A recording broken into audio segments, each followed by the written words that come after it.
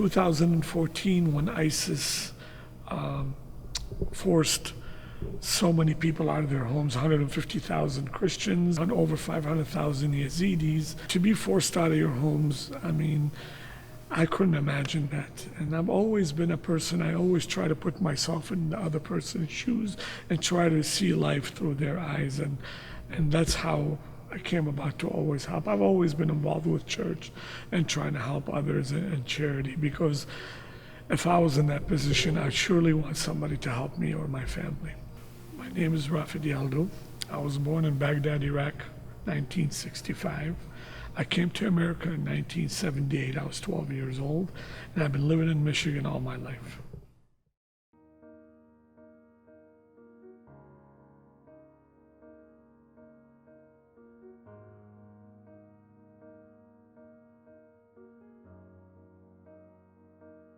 Help Iraq is a coordination effort between the Chaldean Diocese of Michigan and Adopt a Refugee program, and it deals strictly with the people who are affected by ISIS. We do it a little bit differently. We do different projects for those people because there are so many of them who are displaced. We've raised maybe over $2.5 million for Help Iraq. But altogether with Adopt a Refugee, we've sent over $7 million so far to people in need. Different projects that we have with Help Iraq, for example, we have 7 to 9 clinics. A lot of these people that were forced out of their homes were dependent on medications, things, chronic disease, whether it's hypertension, diabetes. Now that they were forced out of their homes, they don't have physicians or hospitals that they attend to. So we created these temporary clinics, and we support these clinics every month. Each clinic, we send around $5,000 for them to purchase medications to take care of these people, and it's all run by volunteer medical professionals from this end and on the ground over there. We have a program that we help out people with special needs, people with autism and things like that. For example, in that part of the world, these people unfortunately are not well accepted into society. A lot of times it's seen as shame. It's something that maybe some of them even think that God punished me, where I have to deal with this kind of person in my life.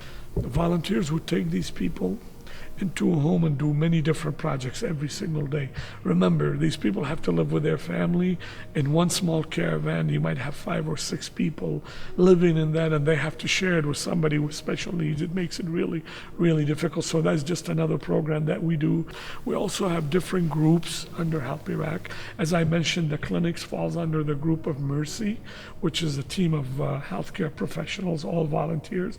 Then we have Teach, are all educators, teachers, and other educators, and a lot of these kids are not going to school right now because of being overcrowded and living in Kurdistan, for example. They teach in Kurdish, and these people lived in Mosul and other areas, and it was all in Arabic.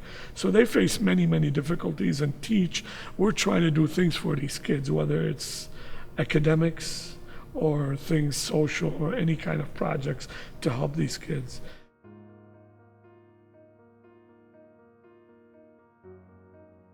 I went to Iraq last year, November of 2014. I'm one of those people that I'd like to see for myself and observe with my eyes instead of my paper and pen, if I may. I visited in 2014.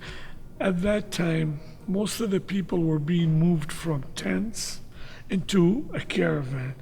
And when I was there, the bishop asked if somehow I can visit the people in Jordan, because in Jordan, a lot of people, we don't have a church there, and he just wanted to survey the situation, and I couldn't. So on the way back, I was thinking about, my visit in Iraq. It was November, it was getting close to Christmas time. I said, my dream is to come back maybe one of these days during Christmas or Easter and just feel their faith during these days, during these holy days, because these people were forced strictly because of their faith. They were forced out of their homes. So I just wanted to experience that with them. So when I came back and the bishop had mentioned Jordan, I said it makes sense to go back, visit Jordan, and at the same time be in Iraq during Christmas among these people, and to see how they would receive Christmas, how they would live through those days, being homeless, if I may, left with nothing. These people were forced out of their homes with nothing but the shirts on their back.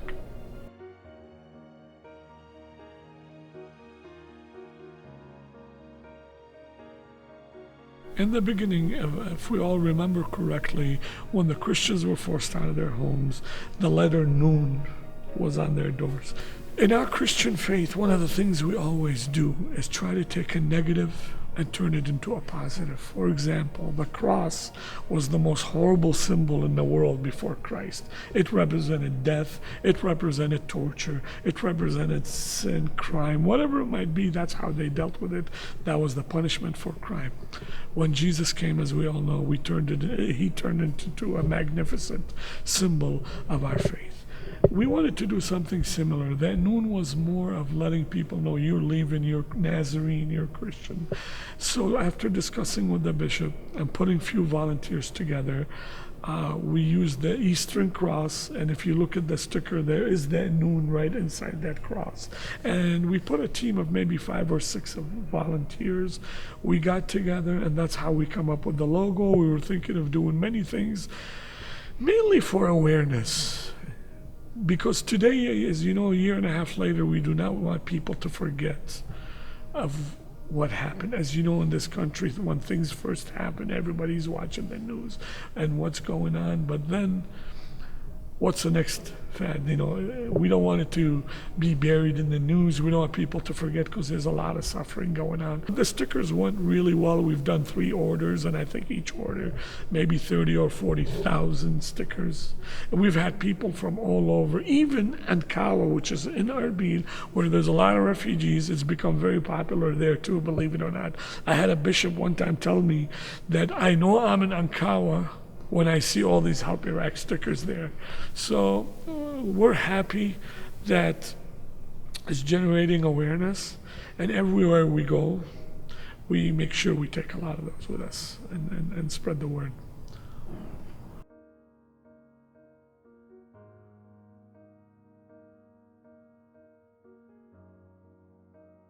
In charity or in helping people, we always have the saying, if you can help one, you've done your job. You've done good. So if you're helping one person, that's motivation enough for us. We, again, through our faith, we let, there are so many, you're always going to have different needs in the world. I think it's our duty. Again, you always have to think, what if I was in their shoes? It's a really good question, because when we talk to these people, when I interview these people, the biggest thing that they tell me, it's not the food that we give them, it's not the assistance that we give them. They are really thankful that people are thinking about them.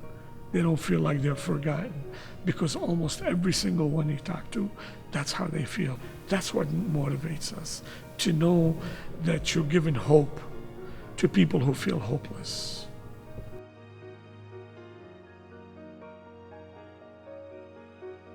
It's really important that people continue to bring awareness, prayer for these people. We have to let them know we are not forgetting about them, that we do care about them, and we are trying our best to help them.